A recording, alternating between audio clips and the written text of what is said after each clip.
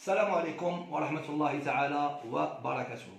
Mes amis, aujourd'hui, Inch'Allah, nous allons commencer par entamer et voir comment lire le schéma électrique de la locomotive EMD. Les locomotives EMD ont des schémas électriques qui se présentent sous différents formats. Nous avons ce premier format, ce grand schéma qui mesure à peu près 4 mètres sur 60 cm. Nous avons aussi ce format des feuilles A4, ça c'est pour les 0,60 DL, un livret de 46 pages. D'autres locomotives telles que les GT36 et les GT46 ont des schémas comme ça, mais sur des feuilles en format A3. Quel que soit le modèle, le principe de lecture du schéma est identique et il est pareil pour toutes les locomotives. Bon, ce modèle, pour commencer à le lire, on va voir ici la partie qui est la plus à droite. C'est ce qu'on appelle la nomenclature et c'est grâce à elle qu'on peut lire et localiser tous les organes sur le schéma. Bon, la nomenclature se constitue de tableaux. Nous avons ici ces 3 tableaux qui sont les tableaux des contacteurs et des relais. Nous avons ici, tu rapproches un peu la cam.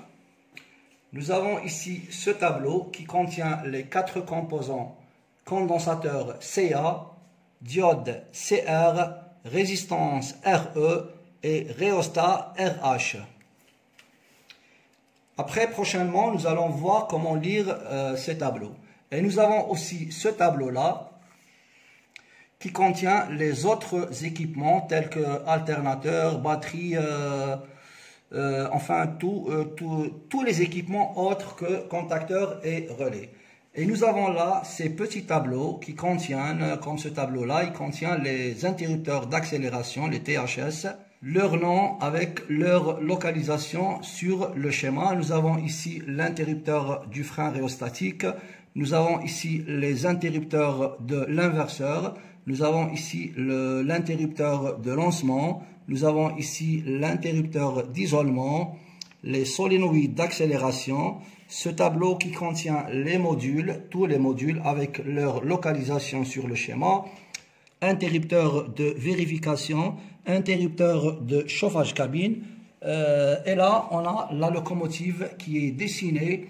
Nous avons ici la cabine de conduite, ici nous avons le nez de la cabine, c'est-à-dire le côté avant qu'on appelle le capot court, et puis ce côté arrière qu'on appelle le capot lent de la locomotive.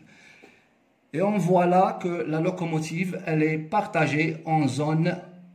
On a ici par exemple dans la cabine de conduite la zone 50-53, derrière la cabine la zone 30-39, là vers l'arrière nous avons la zone 80 et ainsi de suite.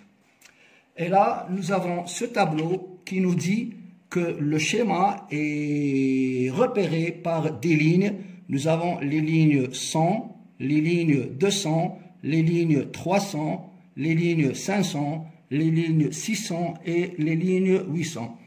Donc je répète, 100 c'est pour la puissance, 200 c'est pour l'excitation, 300 c'est pour la batterie, 500 c'est pour l'éclairage, 600 c'est pour le contrôle local et 800 pour le système de contrôle ou la ligne de train. Bon, on va voir ici.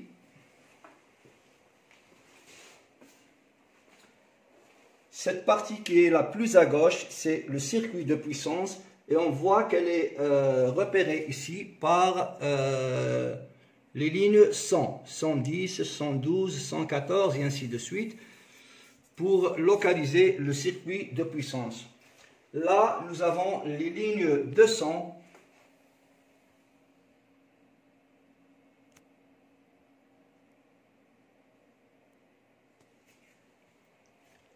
Les lignes 200, c'est la partie excitation. Après, nous avons là les lignes 300.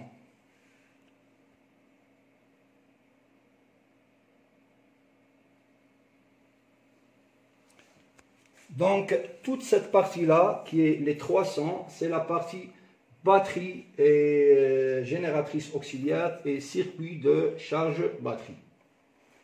Et là en haut, nous avons les lignes 500. Donc, les 500, c'est l'éclairage de la locomotive. Toutes les ampoules qu'on a sur la locomotive. On a maintenant la ligne 600 qui commence par là.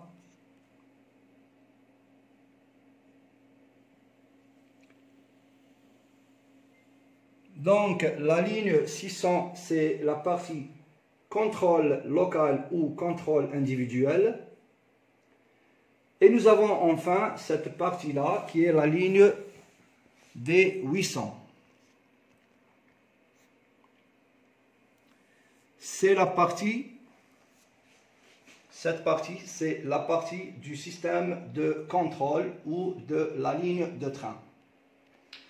Donc, on revient à la nomenclature. On va donner un petit exemple. Si je viens ici au tableau des contacteurs et des relais, je vois ici que j'ai le relais PCR. Sa bobine coil, elle est à la ligne 847 et sur la locomotive, elle est à la zone 36. Donc, on va aller à la ligne 847, chercher la bobine du relais PCR. 800, alors 846, là. J'ai ici 848, donc 847, je suis là. Donc je descends, je descends, je descends. Et voilà la bobine du relais PCR. On va donner un autre exemple. Nous avons par exemple ici, là c'est un contacteur, puisqu'il a un contact principal sur la colonne main. Donc le contacteur B, sa bobine, elle est à la ligne 635. Le contact principal, il est à la ligne 140 et sur la locomotive, il se trouve à la zone 31. Donc, on va vérifier la bobine au 635 et le contact principal au 140. 635, 632, 634, donc 635, je suis là, le voilà. La bobine du contacteur B.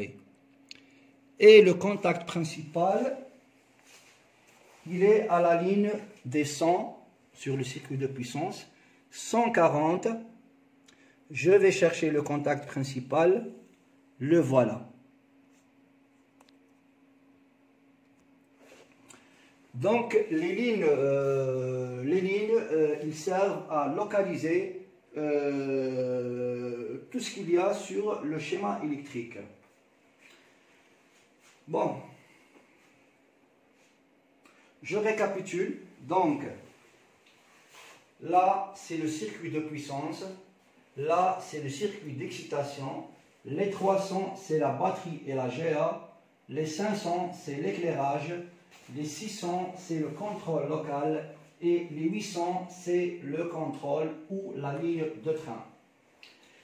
Si on revient au synoptique qu'on avait vu la dernière fois, on doit pouvoir localiser tout ce qu'on a vu sur le synoptique, c'est-à-dire la batterie, les 3 génératrices à courant, le SCR, les démarreurs, la pompe turbo et la pompe à gasoil.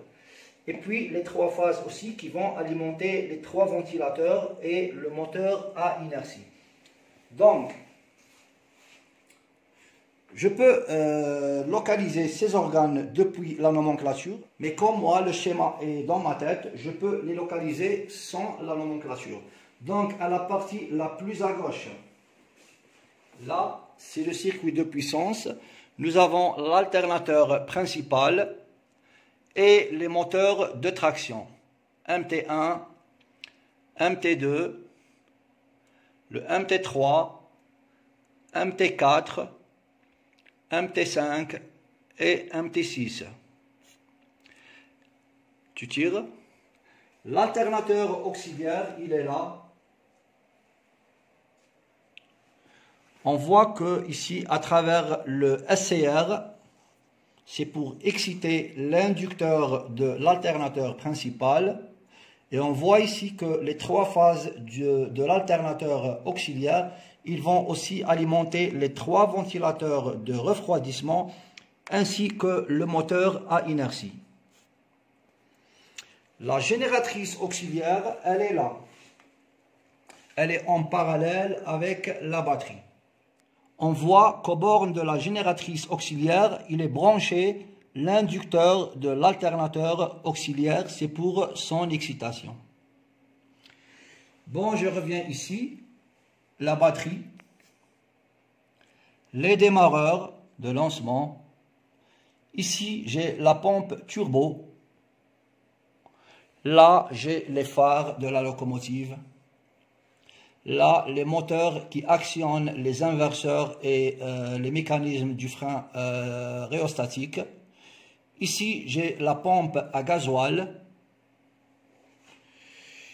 Et puis, en général, c'est ça, en grosso modo, la méthode de lecture du schéma électrique. Je vais m'arrêter ici, mais prochainement, Inch'Allah, on continuera à rentrer dans les détails. Salam alaikum wa rahmatullahi ta'ala wa barakatuh.